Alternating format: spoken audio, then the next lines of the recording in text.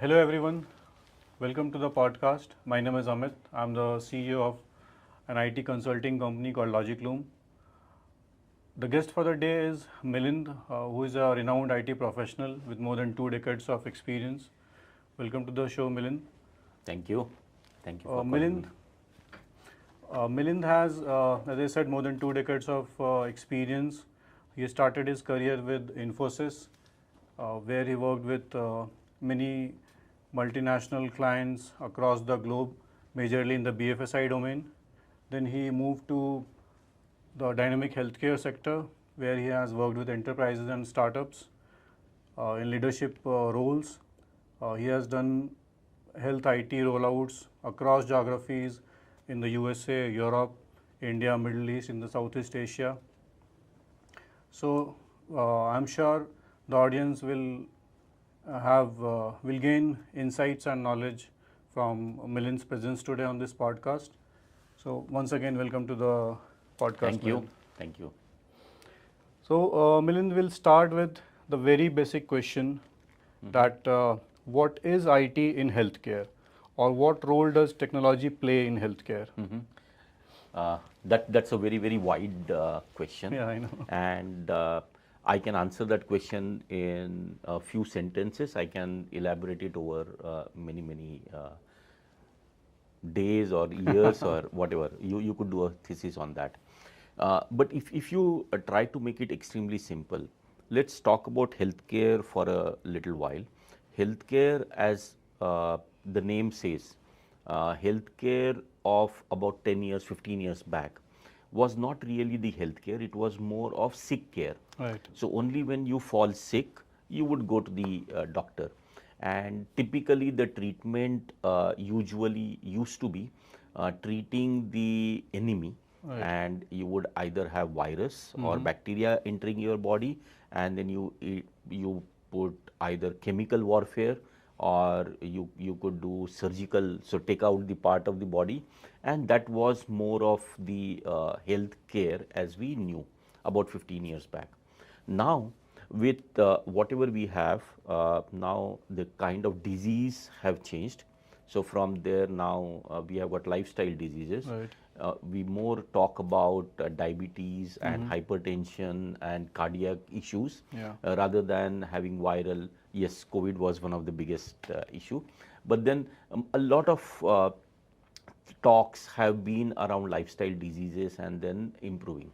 And then if you look at the healthcare IT per se, it has evolved itself. Earlier, the healthcare IT was limited to billing and the other transactions. But today, if you really want to talk about the components of digital in the healthcare, Yeah. the first one, if you look at it, there are a lot of efforts being done from the point of view of interoperability. Right. So the data, yesterday's data used to be in silos, Yeah. and very little data capture used to happen. Today, most of the environments, the healthcare environments, are capturing good quality health data. They're not just doing the billing data, but also the EMRs are there, PHRs are there. So they are capturing a lot of meaningful data. Meaningful data. Once the data is there, need for interoperability is there. Right. Second, which is most important thing which goes logical, is then digital health. So when I say digital health, you are trying to put together all different datas for a particular patient, put the patient in the center, and then try to provide him with the best health care through all the digital data that he has. He may have fitness trackers, he may have different visits to different labs or radiology centers or different kind of doctors. And now once you have the whole history of the data, you have a kind of footprint. Right. Of the whole patient. So that is coming along big time. And if you really look at it from HL7 version 2 to FHIR, that shift was something really helped the communication, interoperability, and a lot of things. So that is bringing in a lot of things with the data. And of course, Gen AI, nobody can skip that topic when you talk about the IT, True, any true. No industry. conversation can get completed unless we talk about Gen AI. Absolutely. So the Gen AI now with data is able to do wonders. Now that is an explosion which is waiting to happen. It may happen anytime. That brings a different paradigm shift. There, of course, are different technologies like you have got blockchains of this world. There are different 5G is bringing in a lot of changes in the way you are able to provide the care in today's world, coupled with the AI. But all these, while everything is happening, the governance and the surety that the patient gets the right treatment, surety that the patient data is secured, you have got the right consent models in place, you have got the right controls in place. So that comes in. So the governance and the law, legal issues, that will get exploded again. Right. And if you don't have the right governance, whole of the healthcare will just simply collapse. So this is, if you really talk to, let me categorize the healthcare of today and probably near tomorrow. These are the most important things: interoperability on the one side, the AI, Gen AI, and the newer ways in which you could treat the patient, and then the disruptions which are coming in because of the new technologies like 5G and then blockchains of this world. Right. And to manage all these things, the governance model. So that's what I would call it: healthcare of today and near tomorrow. Right. So, if I just repeat it, so you're saying that interoperability, then Gen AI, and the cutting edge technologies around data, the different kind of data that is being captured as part of digital health. So Absolutely. these are the most critical areas where IT or technology is going to play Absolutely. a great role. Yes. If I may add one more item in there, all these capabilities are also able to get you into something called as value-based healthcare. Right. So, healthcare of tomorrow is not about one interaction with the clinician and I pay for that particular interaction. No, it is about me being healthy. Right. So that's where the value-based healthcare will come in. Right. Yeah, so value-based healthcare is certainly something that needs to be talked about, and Yes. the role of IT in it is huge. IT is going to give the weapons through which every stakeholder of healthcare is going to implement Absolutely. value-based care. Enablement. Yeah, IT is exactly, enable. enablement. And uh, like to implement it, as we said, IT is going to play a role, and outcome based pricing has to Yes, be there. that's the future of healthcare. Right, right. Absolutely. Yeah. In some parts, mostly the US has been experimenting with the value-based healthcare. It may get implemented exactly the same way across the globe, or it may have different versions of Different this. versions. Time will tell. Yeah.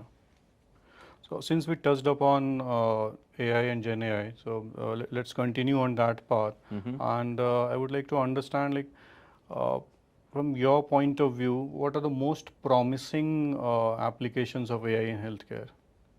Wow. Most promising applications of AI in healthcare. So today, if I talk about some of my customers that I talk to, some of the hospitals, some of the care providers, the way they look at the AI is varied. It's at completely different levels, right from very basic, simple things, uh, implementations to improve the footfall, to a little clinical, which are symptoms checker. I mean, about 5 years back, I was working on symptoms checker, and we had to put together so much of complex logic in there. Right. Today, I don't need to do that. I just need to put in an LLM and say, boss, help me with the system Yeah. symptoms checking, and it does wonders. Really, really good, simple. At the same time, you would have the advancements which are happening in the predictive care. From responsive care, we are now started getting onto the predictive care. There are already models which are today able to identify sepsis cases. They are able to identify heart attacks, and lot many things. I'm trying to be less clinical, but all those things we are able to predict even Yeah. before they happen, even before the symptoms are shown by the patient. Right. And that's a major gain.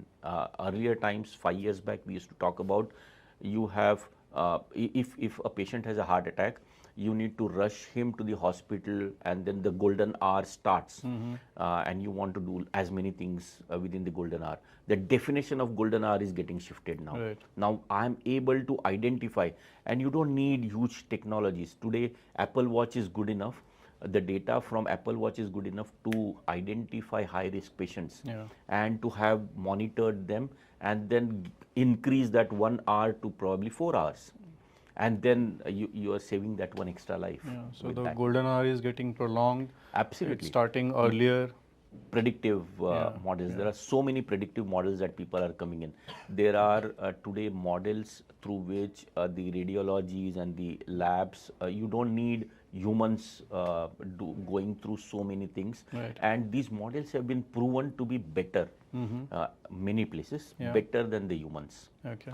There are, for example, I can talk about fundoscopy. Fundoscopy requires a very heavy equipment, and if you really want to do that for rural patients, it's very difficult. Either the patient has to travel miles, or the equipment has to travel.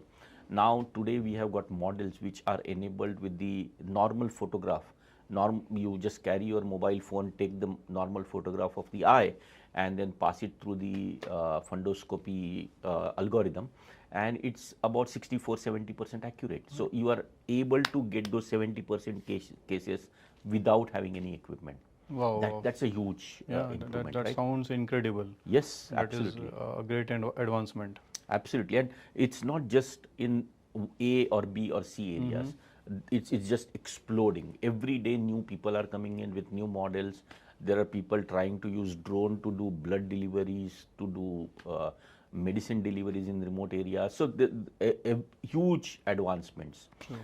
In COVID time, they also experimented with robots to provide the care to the patients. Right. Now, who thought that it's only the PPE kit which will save the clinicians? Now you can have robots. You don't need to go and touch the patients. So that news about robots providing healthcare to people in hospital, and then it also started getting implemented in hospitality. Yes, absolutely. Robots It starts serving with robots. hospital and then goes into Hospitality. hospitality. Yeah. Yes, absolutely.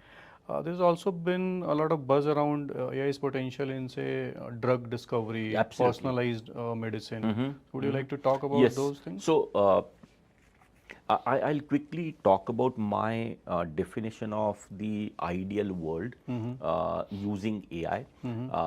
Of course, healthcare. So if I need to talk about that, the healthcare itself should cease to exist. The patient or the human should never fall sick. The human should be able to lead the healthiest possible life without any drugs, without any supplements, without anything that is required. Probably, yes, healthy living, exercise would be there, but then you should not you should not have a need to go to the doctor. You should not have a need to take any medicines. So that is the ideal care. Right. Would we reach there? Is AI the right path to reach there? Time will tell. I'm not the right person to say. But from today where we are and to path, we have already started walking that path.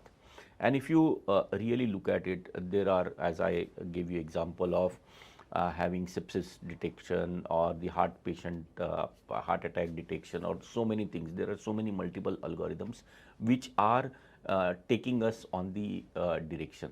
At the same time, yes, there are lifestyle diseases and the other things which are coming along. So with all these things, a balance needs to be formed, and then the real benefit of AI, or the machine learning in machines, or it could be robots, all of that needs to be seen, how they are going to be working along the best way. I hope I answered your question the right way. No, and you said it right, that this is the ideal world with respect to healthcare that you are imagining, or people are imagining around the globe. Absolutely. That we don't need healthcare at all. Correct. So there was one ad that stuck with me, and some healthcare provider was advertising that we hope that you never need us, but in case you need us, we are always there. Absolutely. That's going to be the way. Yes. Yeah, yeah. Like, I would like to learn from you. You have been doing the research, trying to see what's the latest happening in the world around AI, especially with the healthcare. But is there something that felt like, wow, this looks out of some sci-fi movie? Absolutely. There are a lot of them, and I can give you few examples. The first one, this is way back, and I was doing research on how do we synthesize so much of knowledge. Okay. If you really look at healthcare, every hour there are about 1,000 papers which get published in the healthcare arena, and every hour new innovation comes in, and it takes about 7 years for an innovation, from the innovation to the implementation in widespread. It takes about 7 years to get it implemented. COVID, we were really fast, and we were able to do it in about 16 months. But still it took time to have innovations done at different locations, and then created it to be implemented in widespread healthcare setups. And so I was trying to build tools which would help the doctors to look at the point of care, to be able to have access to all this data, and to be able to take the right decisions. And then we were doing a lot of research with a few PhDs around us, and then I realized the ChatGPT, and the first huge shock that I got was from OpenAI, ChatGPT, and then it just changed the paradigm. Now, with all the investments that are going in into all of these LLMs, they are capable of synthesizing huge sets of data that human can never catch up with. The amount of data that they can synthesize and then make decisions, it's just out of a sci-fi movie. I mean, you can't imagine the way they are doing, and the way the speed at which they are able to get the right information.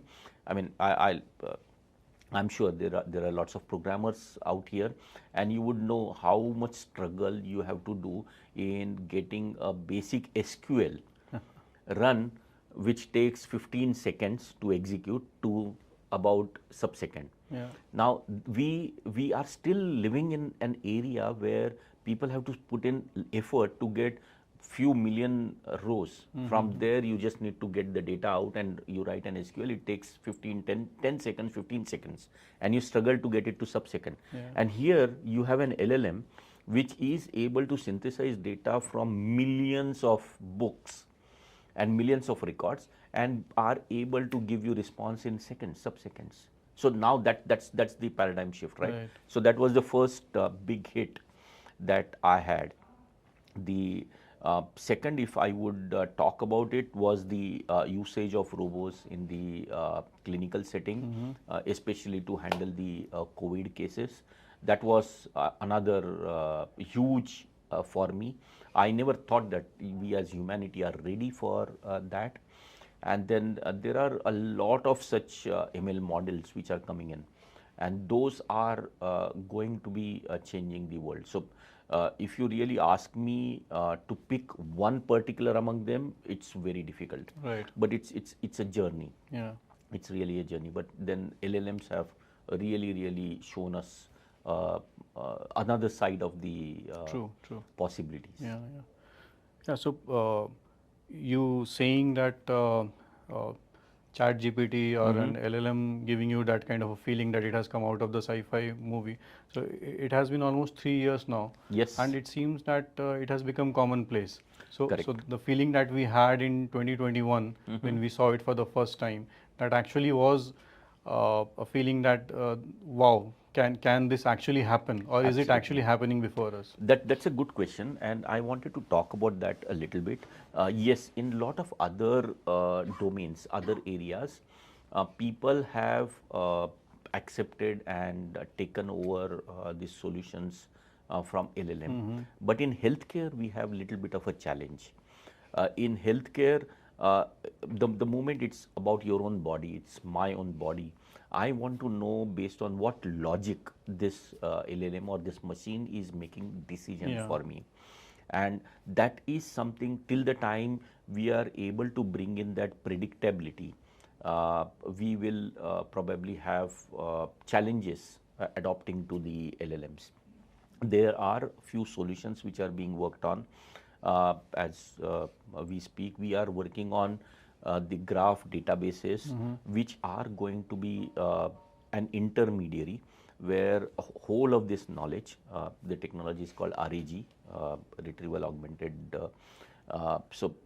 Rather than getting into RAG, which is basically vector-based storage and then searching it through the vectors, you convert that into a graph database. Graph database is a very, very visual representation of whole of this data, which can be reviewed by the clinicians, by whoever the experts, and now we know what are the kind of rules which are going to be used for making the decisions. And if we are able to do that, then we should be able to get acceptance, wide acceptance. It should be easy to get it approved through FDA. Still, there are a lot of challenges in getting those approvals. So we will be able to get those approvals, and we will be able to implement that, is what I think. And then there will be a time when these questions will cease to exist. For example, there were times when you would debate whether a person falls sick, whether he should be given a particular medication or not. But then you talk about evidence-based medicine. Right. And what is evidence-based medicine is, with this patient, this patient, this patient, you create a cohort group, and then on that cohort group, you do clinical trials. Yeah. On those clinical trials, you look at the side effects, you look at the benefits, then you calculate something called as NNT, number needed to treat, and based on that, you come out with a hypothesis that if for this particular set of people, if I give these medicines for these conditions, they get benefited. So now, this hypothesis, rather than talking about hypothesis and rather than talking about this, in tomorrow's healthcare, as I see, a patient, let's say you scan the patient. Now, this scanning could be done through equipment, it could be his EMR scans or whatever. Now, you have a patient history, a patient condition as of now, and you map that patient. We have got about 8 billion people population of the world. Out of all the population of the earth, you will be able to identify him to be similar to so many other people, individuals, where he stands today. But these individuals could be the case studies which happened yesterday. Yeah. Now, I am at the point of care, I am building that cohort group. Once I have that cohort group, I know out of these 1 million patients, 1 million people who had been the patients, which are the different pathways that they have been going through. It could be a clinical pathway, it could be clinical and supportive pathway. For example, exercise routine. Now, once I know what they have gone through and I also know their outcome. So, let's say I get a cancer patient, and this cancer patient refers to very, very similar case with these 1 million patients. And I know their final outcome, right? So, out of that 1 million patient, probably 100,000 patients have survived and lived healthy life. I don't want to worry about remaining 900,000. Out of those 100,000 patients who survived and lived healthy life, I am able to take out what they really did to this patient. And now what I am going to be actually doing is same evidence-based medicine, but this is not something which is researched and approved beforehand. Right. So it is something which is being done at the point of care. At the point of care And itself. then at the point of care, you are able to say out of these 100,000 patients, if you do 1, 2, 3, 4, these are the common minimum. You have the probability, let's say 99% probability of having 5-year or 10-year survival with this kind of health. That is what is going to be changing, and that will be the next step in getting the population to be disease-free population, or the ideal case. Right, right.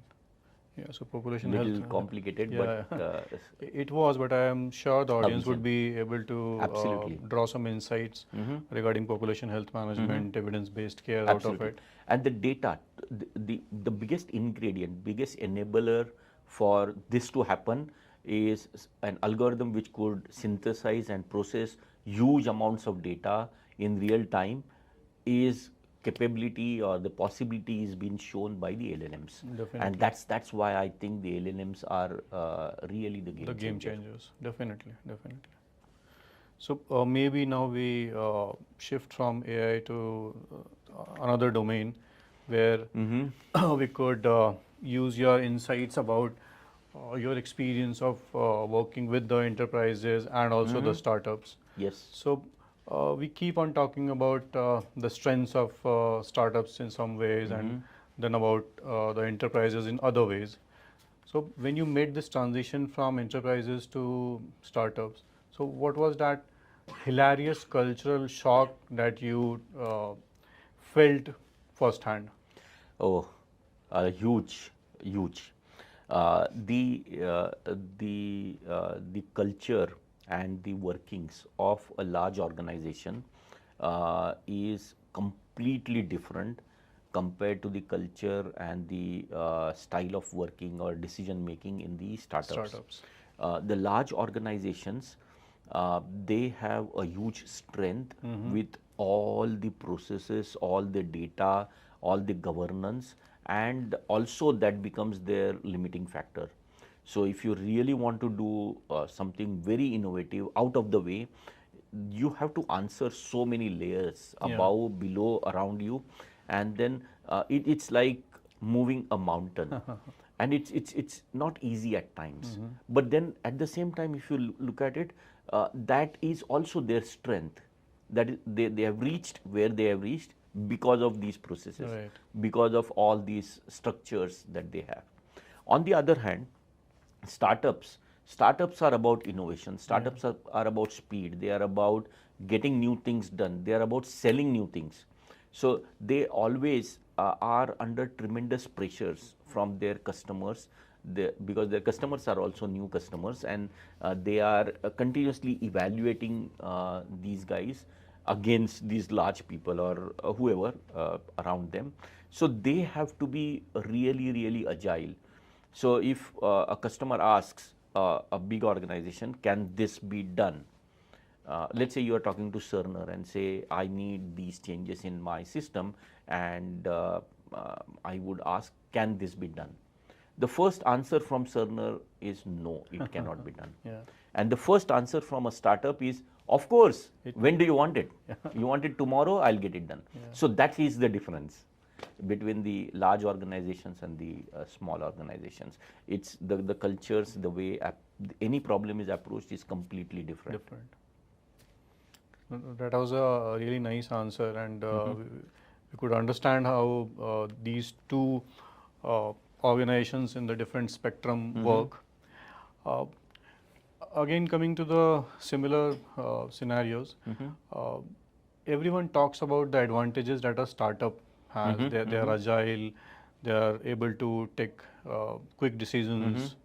Yeah, but then, as you said, you touched upon those things that an enterprise has processes, and these processes have been, say, the strengths, and they have reached there because of these processes. Absolutely. But apart from these processes, what else are the strengths of an enterprise? Huge. It's not just about the processes, especially if you talk about healthcare and healthcare IT. In healthcare, it is not about just giving a particular solution. it is also about variability. You all said and done, you are working with some of the really hugely intelligent people out there. These doctors and the super specialist, as you go on and on, they are some of the best brains in the world. Okay, Definitely. and you are trying to make processes or trying to give solutions which will help them do their duty the best way. And every intelligent person has his own way of dealing with it. So what that brings in is a variability, a role of variability into your system. So every system that you're talking about, let's say you are talking about a differential diagnosis, and the way differential diagnosis is done by let's say a senior nurse or by a junior doctor is going to be a different path than being done by a super specialist. Now, if you are bringing in a system which helps both of them, it is really difficult to be able to have multiple of those variabilities built into the system. No doubt. And that knowledge of, yes, if A, then you have to do something else. If it is B, then you have to do something else. If it is B dot 1 dot 1 dot 1, then you have to do completely different. scenario. So all these different approaches that you need to have, I'm not using the word pathway, but all these different technical paths that the system needs to take are very complex, and that makes the real EMR EHR system to be really complex. And these large organizations have knowledge, they have got people, they have got processes to handle, manage and implement these. Startups, on the other hand, I have not seen too many startups which are capable of bringing so much of variability, because they are good in maneuvering their way, but they are not really good in putting in so many processes. So enterprises have their own strength, not a small one, really huge one, when you are talking about standardization or putting things into the system. Right. Especially if it is about governance, if it is about the quality of care, these enterprises actually have a huge advantage. Right. No, we got good insights about how these enterprises work, and then the startups work, or what are their strengths, and what should they do. Building on that itself, like if I had to ask you that, what would be that one advice that you had to give to a healthcare startup? Excellent. So I just talked about that small thing is variability. Yeah. So startups need to be very careful about the pitch, about the solution that they have, that the solution may work in one particular setting, one particular atmosphere, one particular area, and it may fail miserably elsewhere. So that is something that they need to be watchful about. But at the same time, they have a huge advantage, and they also cannot let that advantage go away, is the capability to innovate. They have a huge advantage to innovate. So if and I'm seeing so many startups around us at this point in time which is coming out, and most of the successful startups are not the startups which are trying to boil the ocean. Don't try boiling the ocean. Healthcare is probably bigger than the ocean. You can't. Look at that one small challenge, try to innovate in that. Let the large enterprise solution be there. I mean, they have their own strengths, so let it be there, and just try to get maximum innovation done for the minimum effort. For example, we are now seeing a lot of startups which are talking about how do we increase the footfall into a hospital, into a clinic. Now that's a very simple problem to solve in one way, but it is not possible for these large enterprises to be looking at their own processes and solving it. But these innovative guys, they can look at digital marketing, for example. They can look at AI based tools. So a lot of things these guys can come out with, and they can solve this mini problem. Similarly, you talk about, let's say, CDSS, or you talk about the synthesis of the data, and then providing that as the knowledge base to the large EMR system. So you could look at small problem, small issue, and then get that sorted out. So if a startup really needs to be successful in today's world in healthcare IT, in my opinion, they should, rather than boiling the ocean, just take a small issue, small thing that can be solved across, and go for it. Right. So the message for the startups is start small, pick a problem, go for it. Don't try to just boil the entire ocean. Absolutely, and what I have seen time and again is some of these intelligent people who try to start these startups, they think they are owner of all the problems in the world, and then they get confused in their own way. Especially people who come in from outside of the healthcare and try to do innovation in the healthcare space. You don't understand a lot of dynamics of the industry, the whole system, and then you try to force fit your own solution your own way. It does not work that way in healthcare. Healthcare has its own challenges. Right. So this was the message for the startups. Yes. What about if I ask the same question for, say, the CIOs of larger enterprises? What would be your suggestion for them? Don't lose your processes, yet try to innovate. So create mini startups within the organization, and let them solve small problems.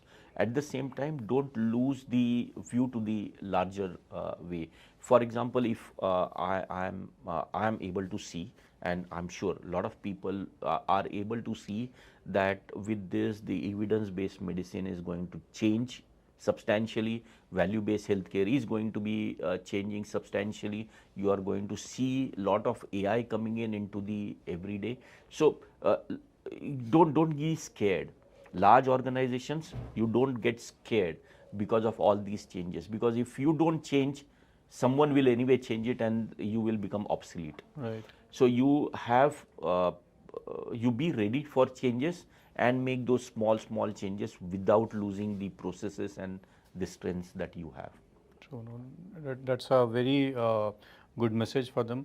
Only yesterday I was reading somewhere, and it was a very rude way of saying it, that you either innovate or you have to evaporate. Absolutely.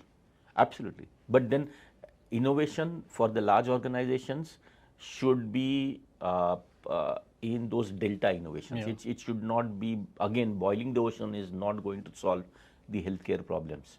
Healthcare is going to go the way it has been going, and there are really intelligent people out there who are finally making the decisions as to how it is going to be spanning out. So there is no point in shaking the things premature. Right. It will get shaken up, but it will take its own time. So my key takeaway was that the CIO could form smaller startups within the organization. Yes. He or she could ask those startups to innovate on their own, and the entire organization could keep on moving at the pace it used to, or you need to increase that pace a bit. Yes, you need to increase that pace, but the most important ingredient here is customer. Right. You have to move at the pace that the customer is comfortable with. Yeah. So you have to take customer along. There are areas where customers are very comfortable. For example, the moment I talk about increasing the footfall and I give different suggestions to the customers, they say, yes, let's do it together.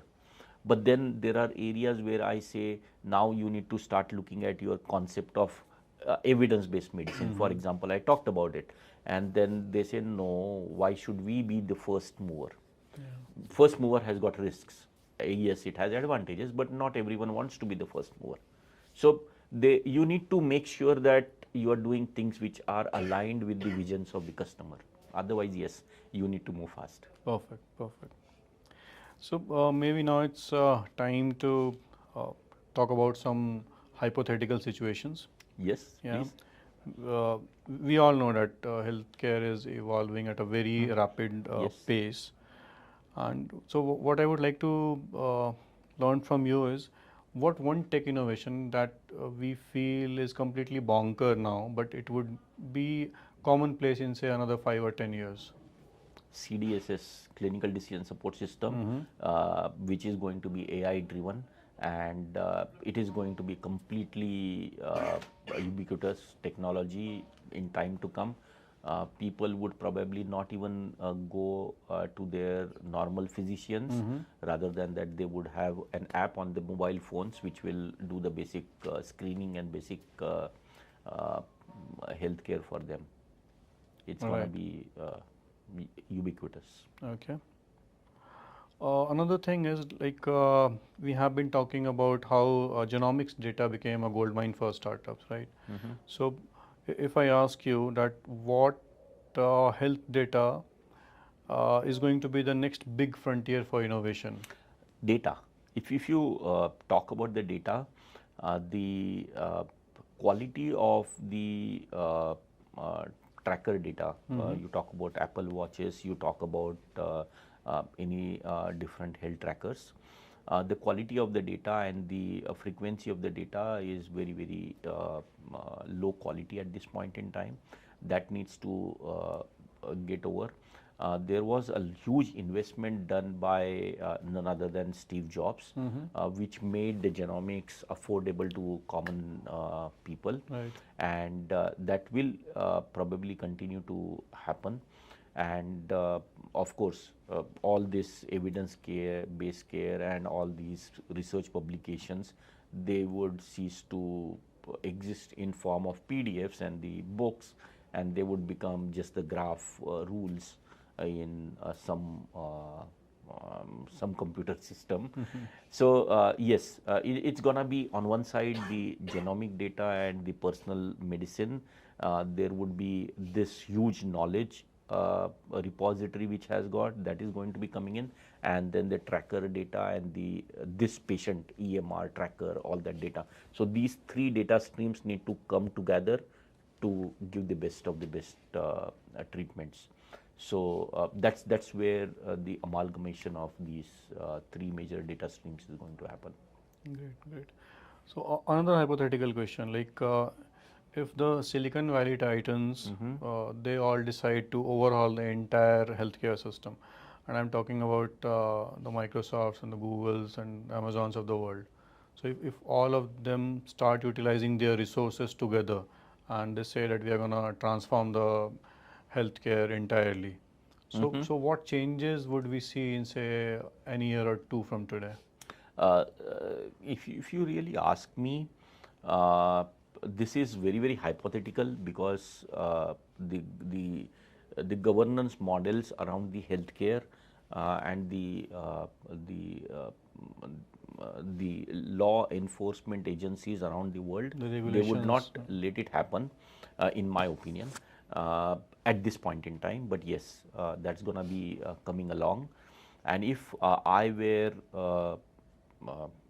had a magic wand and I had infinite sources of technologies and the resources, what I would have probably done would be to change the healthcare completely in the real evidence-based medicine, where it is going to be analyzing a patient at any point in time with his fellow beings, and then giving the best treatment or best pathway to him even before a disease is manifested. So today I'm not so much worried about the infections. Yes, they need to be put outside. So it's kind of a dome which needs to be shielding all the human races from all these viruses and bacteria which harm us.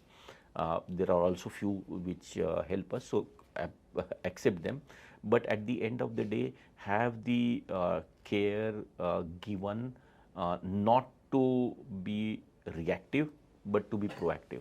So have risk stratification based on, let's say, genomic data, or based on the lifestyle, based on so many things, and then avoid that condition that Right. may come along. uh, would that happen? I don't know. I really don't know. That takes me to the ideal condition of the health. There is no health care. Right. I hope you find that magic wand soon. Absolutely, we can. Yeah. So every industry has one holy grail that everyone is after, right? So if we talk about the healthcare, what is that holy grail? Maybe you already touched upon This is that. the holy grail. So We are talking about the holy grail. right. Holy grail is where nobody needs to go to the doctor, nobody needs to fall sick for even a single minute, and disease. The word disease comes is uh, lack of ease, dis-ease. So you're not easy in Right. whatever you are doing. That is what is disease. So we will live our life, full life, with full of ease, no need for any intervention, uh, let it be chemical, let it be surgical, let it be anything, no need, and live the best of the best life. That would be the holy grail of But healthcare. yeah, definitely. But what you are saying, are the doctors or the providers going to like that? That's a good question, and I have a lot of doctors in my family, and I have got a lot of doctors who are friends, and uh, they believe that something like this is a hypothesis. It's an impossible hypothesis. It would never come in. So we usually don't have that discussion. So, but then yes, nobody stops me from dreaming. And that's my Definitely. ideal world. Definitely. So another thing, Milind, like you have worked with healthcare in different geographies, right? And since we are sitting in India, uh, there is this comparison that we need to make. Like you have seen what's happening in the US, what's happening in the Middle East for that reason. So where do we in India stand from a technology point of view or the application of technology in healthcare? Good question. So, if you really ask me, I would not put the healthcare IT or the technology of the Western countries, put it as US, to be the best in everything. Yes, they have one of the best interoperability standards. Fire is by far too good to be true, which allows you to achieve HIEs and which allows you to share all the data, all the information. They also have lot of good consent models and lot of other things which secure the patient. The base quality of the treatment is guaranteed there, and a lot of processes are already there. If I look at the health care or the uh, sick care and the health care together of this part of the world, and I'm going to add, let's say, a lot of developing countries, not necessarily by geography. It could be Brazil, it could Yeah. be Africa, it could be India, it could be some parts in the Middle East, it could be Southeast Asia. So if I really look at these guys, they actually have an opportunity to skip one level of innovation and go to the next one directly. Yeah. All the effort that was put in by the Western countries, I'm specifically talking about healthcare IT, to get in the EMRs and the EHRs working and the structures working in, the rules working in, those we can skip. Right. We can easily skip. Right. Today, I do not need to have an EMR in a particular way. I can have a conversation between, let's say you are the clinician, I am the patient, we have conversation, and this conversation can be fed to an AI, and within seconds it will convert it into fire, whichever graph DB that you want, and it can save. So you don't need to put in efforts to key in the data, which is really a pain for the doctor. So that step we can skip, and we Right. can directly go to the next Right. steps. I'm sorry. And once we go to that next step, we would be fairly at par. There are a lot of strengths which these developing countries have in terms of the healthcare. Uh, and if we skip some of the pain that the Western countries went through, we definitely should be able to move much faster. data. Data is going to play a big role. The quality and the complexity of the data which is available in the Western countries, yes, it is available, but it is limited because the variability is not there. Right. You have got huge variability here. You have got huge populations here. So the quality of data is going to be much better if we are able to capture it. No doubt, no doubt about that. So, are we at par with the Western countries when it comes to the healthcare in terms of processes? No. But the way we handled COVID or the other things was not too bad compared to if you really look at by size of the population, the issues that we had. You talk about the mortality rates, you talk about any of the complication rates or other things. We were fairly at par. Compared, again, I'm comparing it with the number of doctors available per million population, number of beds available per million population. Based on that, these developing countries were fairly there. Of course, the whole world came together to solve the problem. But yes, it's time for these guys to innovate and skip some steps in the innovation and accelerate. Right, right. So skipping some parts in the innovation and making a jump to the next level. So there I can draw an analogy in the banking sector, right? So for decades, India or the developing nations were fairly backward in terms of technology adoption, but suddenly we have gone ahead of the Western economies. Absolutely. Yeah? So, do you see the same happening here Yes. if we continue the way it Yes, is? absolutely. And not just banking, you look at the mobile telephony. India literally skipped the 3G. Right. We had 2G, and from 2G we directly moved to 4G. 4G. China skipped all of that. They moved to 5G so fast.